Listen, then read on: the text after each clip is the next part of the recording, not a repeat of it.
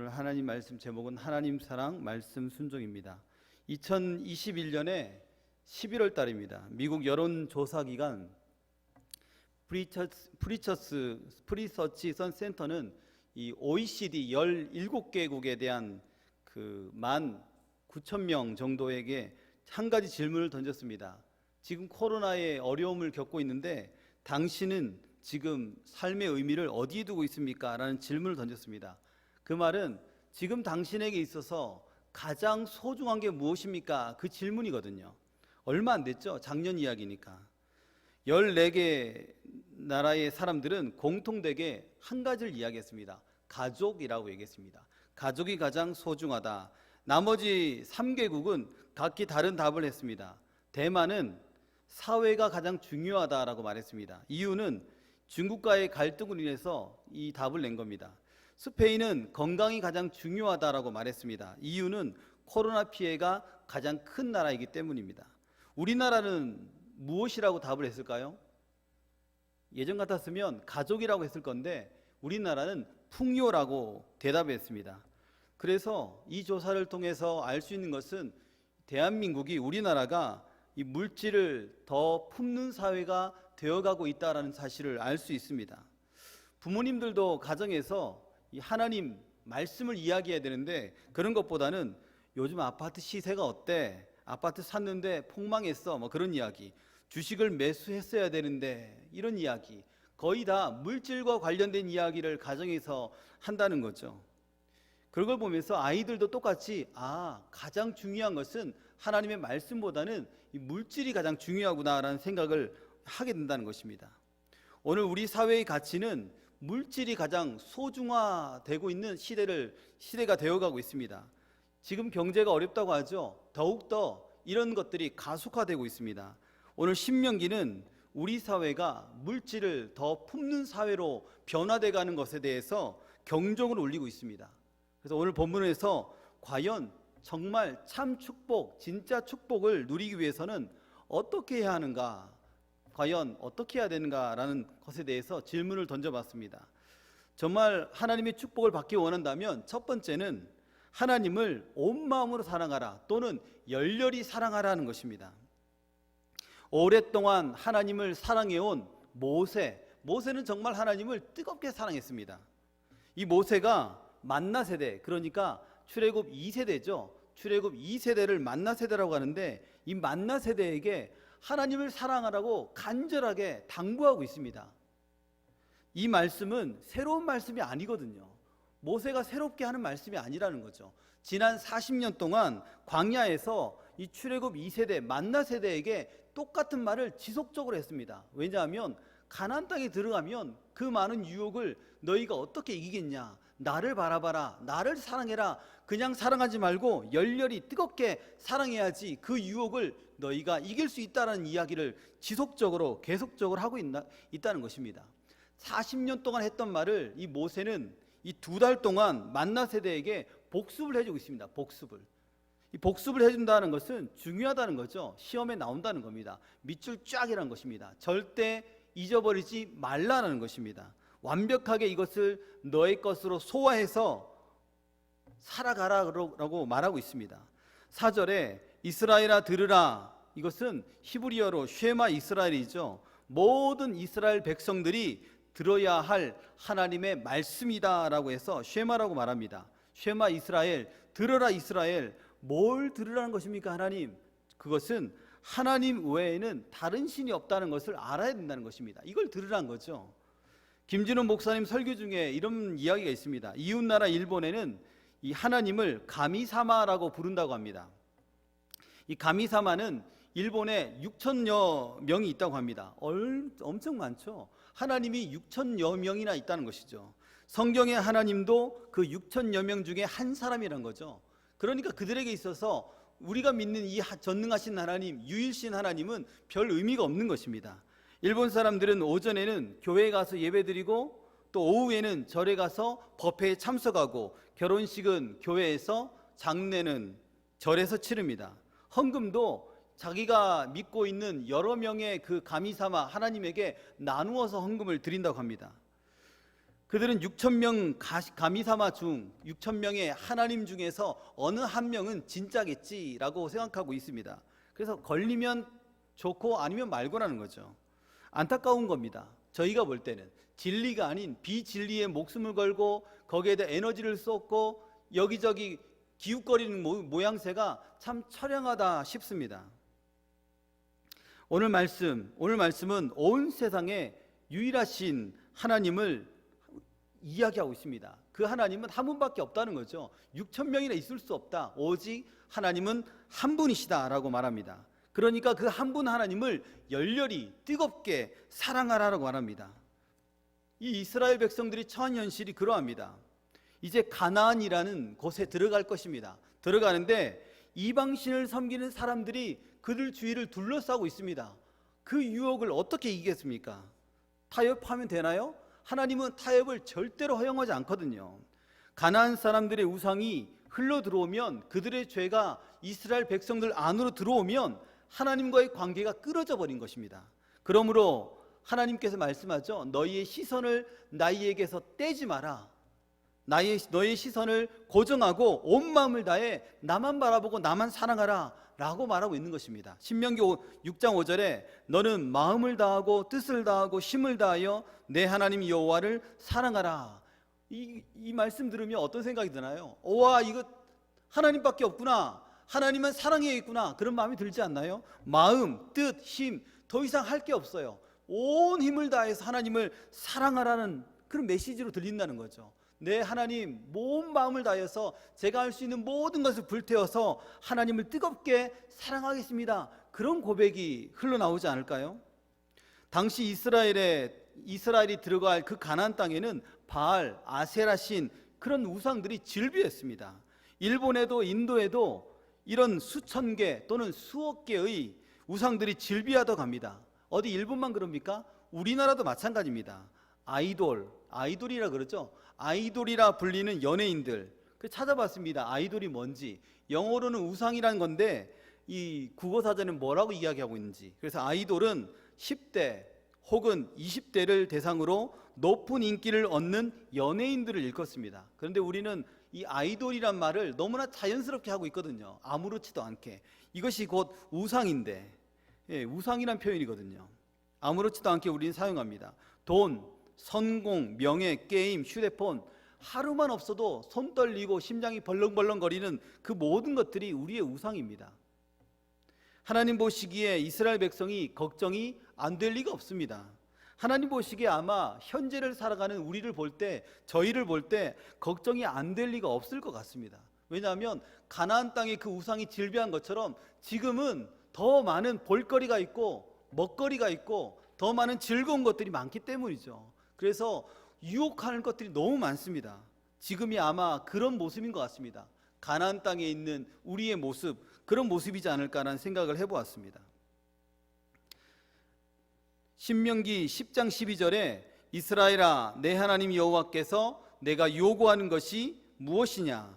곧 내 하나님 여호와를 경외하여 그의 모든 도를 행하고 그를 사랑하며 마음을 다하고 뜻을 다하여 내 하나님 여호와를 섬기고 라고 되어 있습니다. 똑같죠? 아까 신명기 3장 말씀과 똑같습니다. 10장 12절 말씀 똑같습니다. 이것은 그만큼 중요하다는 것입니다. 온 마음과 온 힘을 다하여서 열렬히 하나님을 사랑하는 것이 그만큼 중요하다는 것입니다. 그만큼 가나안 땅이 유혹거리가 많다는 것입니다. 우상이 많다는 것입니다. 오늘날 유대인들은 자신들의 조상들이 하나님을 배신했던 것을 공부한다고 합니다. 광야에서 하나님께서 불기둥과 구름기둥으로 인도해 주셨는데 그것도 잊어버렸고, 배가 고팠을 때 만나와 메추라기로 그들의 배를 불리셨는데 그것도 잊어버렸고, 홍해와 요단강을 가르셨는데 그것도 잊어버렸고, 결국 조상들은 하나님을 배신하고 가나안의 우상을 숭배했다. 그것을 학습하고 있습니다. 그 결과 그들의 후손들은 나라를 잃고 고통의 세월을 보내게 됐다. 이것들을 학습하고 있는 것입니다. 그럼으로써 하지 말자는 거죠. 다시는 그런 우를 범하지 말자, 다시는 그런 우상을 섬기지 말자라는 것입니다. 그래서 유대인들은 자신의 자녀들에게 말합니다. 하나님을 열렬히 사랑하고 하나님께 온 마음을 다해서 하나님을 사랑하라고 가르친다고 합니다. 그의 명령과 규례를 지키라라고 말합니다. 이와 같이 하나님을 사랑하는 것은 매우 중요합니다. 하나님을 사랑할 때, 열렬히 사랑할 때 어떤 일이 벌어집니까? 신명기 10장 13절입니다. 내가 오늘 내 행복을 위하여 내게 명하는 여호와의 명령과 규례를 지킬 것이 아니냐라고 말합니다. 행복을 주신다고 합니다. 하나님의 말씀을 지킨다면, 명령과 규례를 지킨다면 하나님께서 행복을 주신다고 합니다. 이 명령과 규례를 지킨다라는 것은 다른 표현을 하면 하나님을 사랑한다라는 것입니다. 같은 말입니다. 하나님은 하나님을 사랑하면 행복해질 것이고 하나님을 사랑하지 않으면 너희는 불행해질 것이다 라고 너무나 정확하게 말씀하십니다. 그러므로 우리는 하나님을 열렬히 사랑해야 됩니다. 하나님의 일을 하는 하나님의 사람으로서 저는 그런 생각합니다. 우리 모두가 다 행복했으면 좋겠다. 아프지도 않고 또 돈 때문에 걱정도 하지 않고 또 여러 가지 이 문제 때문에 고통당하지 않고 모두가 다 행복했으면 좋겠다, 그런 생각합니다. 물론 하나님을 믿는다고 모두가 다 건강하고 모두가 다 부자가 되지는 않지만 그런 마음이 늘 있거든요. 그런데 그것이 현실과는 거리가 멀죠. 또 하나님이 말씀하시는 행복도 그것과는 다른 개념입니다. 하나님께서 우리의 마음속에 진짜 참 행복, 하나님을 만나게 하시고 그 만남이 인생의 가장 행복이었습니다, 그런 고백이 우리 가운데 있었으면 좋겠습니다. 그래서 힘들고 어려울 때도 하나님을 만났던 그 기억으로 말미암아 하나님 그때 저를 만나주셨죠. 지금도 나와 함께 하시죠. 지금 큰 고통 가운데 있지만 하나님께서 선하게 이끄실 줄 믿습니다. 하나님이 인도하신 모든 것이 하나님의 뜻임을 믿습니다. 하나님께서 말씀하신 대로, 하나님이 뜻하신 대로 순종하겠습니다. 그렇게 우리가 반응했으면 좋겠다라는 생각이 있습니다.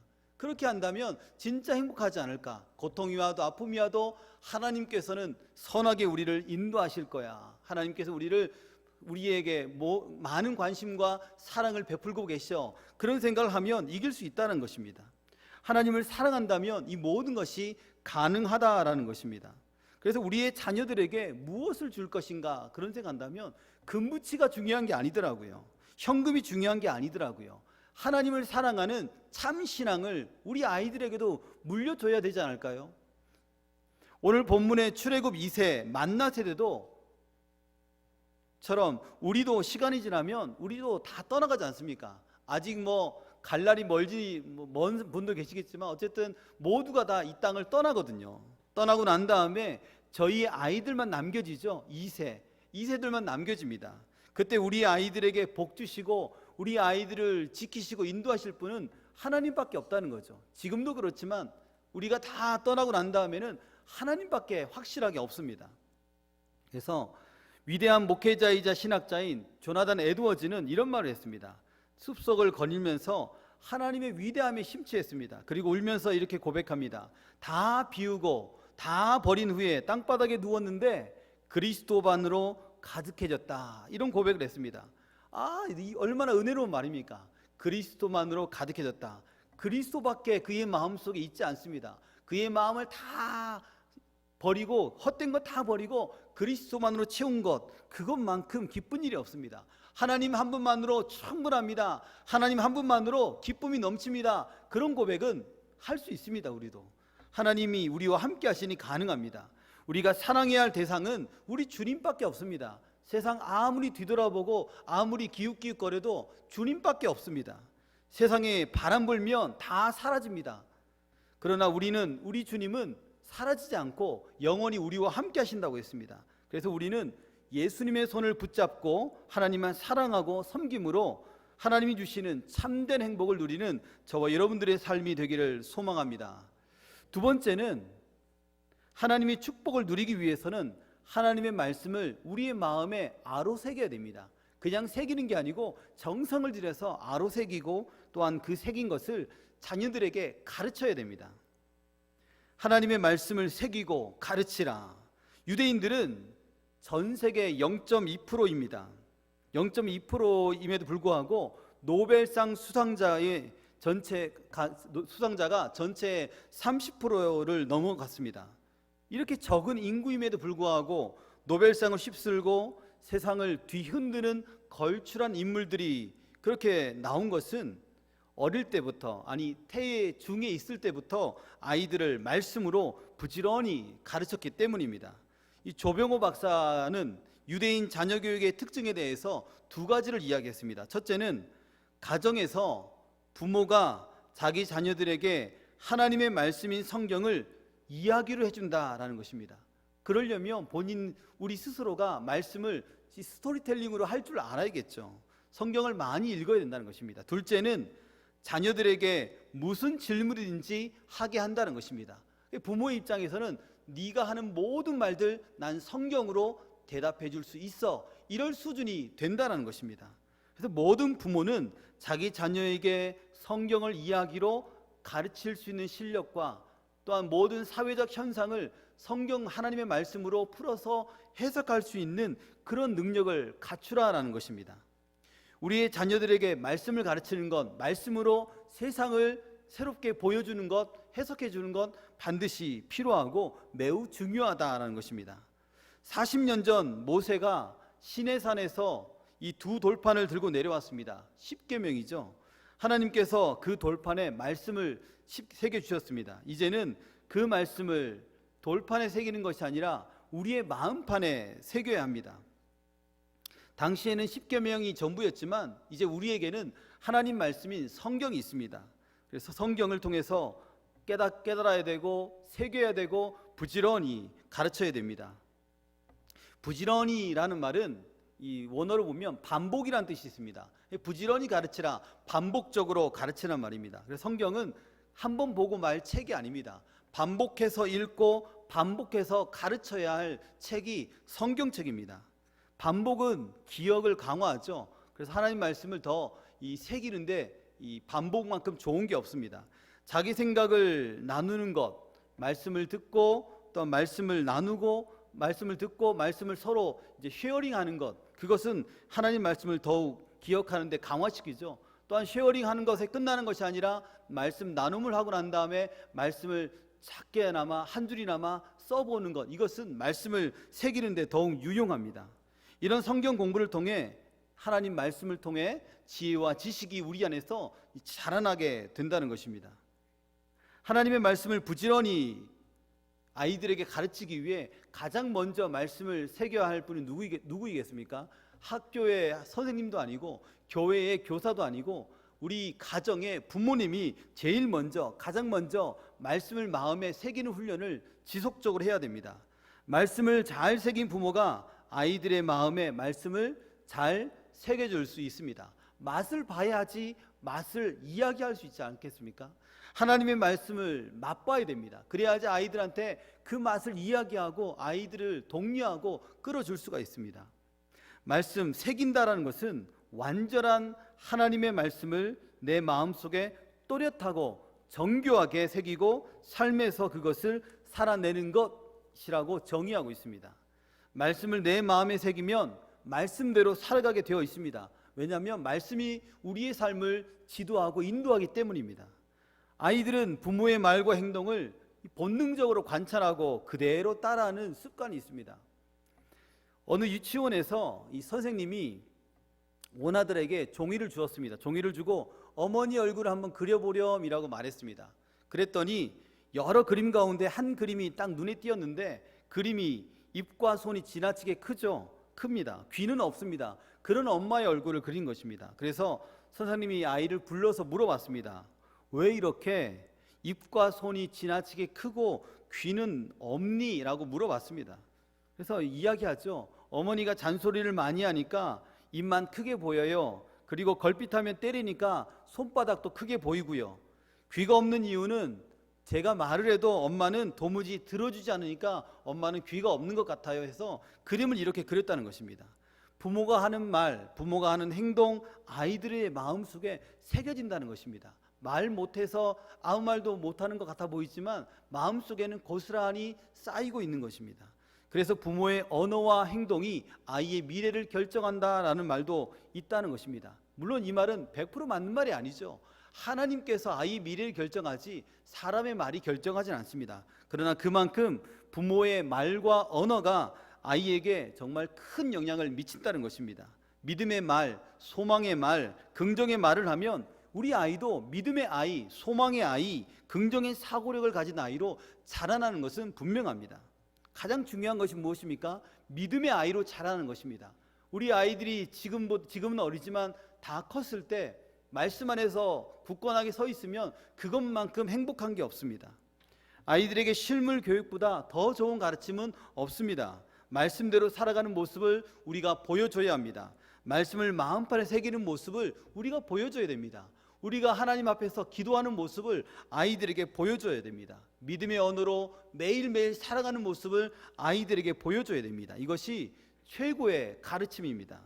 그러기 위해서 무엇을 해야 할까? 가정에서 무엇을 해야 할까 고민했습니다. 믿음의 언어와 행동하는 것, 그것은 당연한 거고요. 매일 저녁 말씀 큐티의 본문을 읽고 부모님이 말씀의 중요한 부분을 이야기해서 아이와 함께 나누는 것 필요한 것 같더라고요. 또는 이 주일 저녁에 주일날 말씀을 배운 것들, 담임 목사님의 말씀을 통해서 아니면 교육기관의 말씀을 통해서 배운 것들을 가정에서 나누는 것 참 중요한 것 같습니다. 주일 저녁에 가정 예배를 하면서 차근차근 말씀을 나눠보는 것도 참 소중하다 싶습니다. 하나님의 말씀이 우리 안에 들어오게 되면 모든 문제가 풀립니다. 제가 예전에 어떤 가정을 봤는데 자녀 문제 때문에 엄청난 고민과 스트레스를 받았거든요. 그런데 하나님의 말씀을 가지고 함께 앉았습니다. 남편도 앉고 아들도 앉고 딸도 앉고 다 앉아가지고 말씀을 가지고 같이 이야기를 나누었습니다. 다른 이야기로는 공감대가 형성되지 않고 말이 안 통하는데 말씀 앞에서는 모두가 다 이야기를 한다는 것입니다. 말 한마디가 열리고 두마디가 열리고 세마디가 열리면서 서로 간의 마음이 오픈되고 열려지고 그런 걸 통해서 공감대가 형성되고 서로의 마음을 알게 되는 그런 일들이 일어났습니다. 말씀 앞에 다 엎드리니까 하나님께서 역사하셨다라는 것입니다. 하나님의 말씀이 들어오면 하나님의 사랑을 느끼게 되고 하나님의 사랑을 느끼면 모두가 그 하나님 앞에 넙죽 엎드려지고 변화의 그 놀라운 은혜 가운데 거할 수밖에 없다는 것입니다. 하나님을 사랑하는 마음이 작동하면 행복한 가정이 됩니다. 문제가 풀립니다. 그런 놀라운 역사가 있습니다. 저와 모든 성도님들께서는 말씀을 새기고 하나님 말씀을 자녀들에게 가르침으로 우리 행복한 가정을 꾸려가기를 소망합니다. 결론을 맺겠습니다. 사랑하는 모든 성도님 여러분, 축복을 받기 위해서 무엇을 해야 된다고 말씀드렸습니까? 하나님을 대충이 아니라 반만이 아니라 하나님을 열렬히 뜨겁게 사랑해야 된다고 말씀드렸습니다.